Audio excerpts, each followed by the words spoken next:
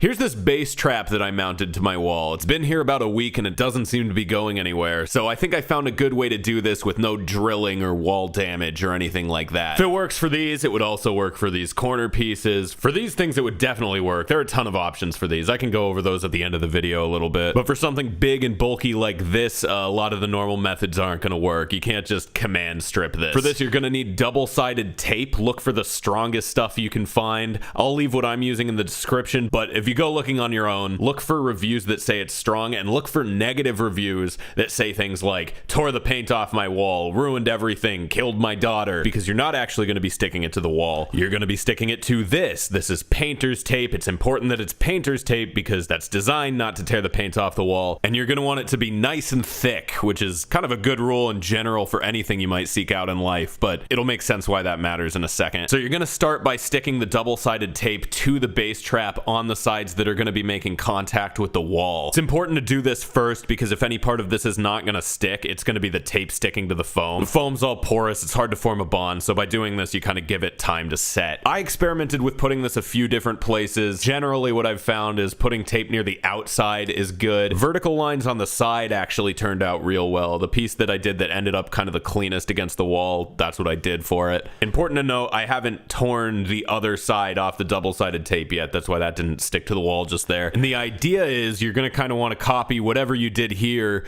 with painter's tape on the wall. You can do this a few ways. You can measure it, you can eyeball it. This is why I told you to go thicker on the painter's tape, because it gives you a pretty wide margin of error. A little tip, you could get a little ball of painter's tape. You make a little ball with the sticky side out, put it on the ends. Line it up with the wall, right? I'm a little bit lower. And then you push it all the way up, you go boop. And then check it out. Those are the dots you have to connect with your painter's tape. All right, and presto mamma mia, this is hard to do with one hand.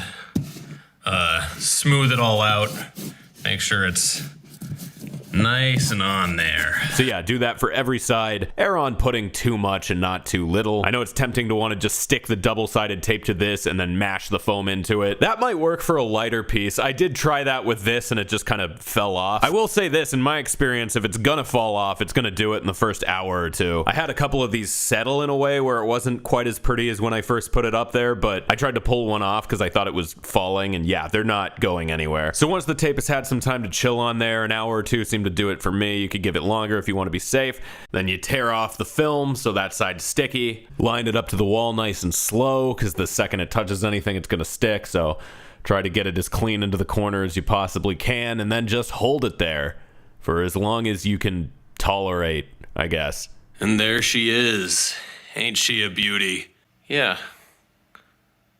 It's working. This would work on these ones too. Just try to go vertical strips on them. Would definitely work on these. Probably could get away with like one piece of tape on these ones. These are so light though, there's a lot of options for them. In my last place, I just used T-pins, put one pin in the center and it worked. Staple gun's probably the easiest way to do it if you got one. There's a version of the idea that I showed you where you like stick it to a cardboard box and then stick the cardboard box to the wall with command strips. I'm not a big fan of that. It just kind of creates an unnecessary third point of contact where shit can fall off the wall. I got some terrible advice. You can actually still see it on here. I tried double-sided Velcro. Not only was the Velcro kind of crap at holding this up after it wore down a little bit, but the adhesive was super strong and tore all the paint off my wall. I did not get my security deposit back for that place, and if you're looking at something like this, I'm assuming you're renting. But anyway, hope this helped. If you're not doing anything after this, maybe check out one of my other videos. I make stuff about audio and guitar, but I'm gonna be shooting out a bunch of acoustic foam soon, so there's more foam on the horizon if that's what you're here for.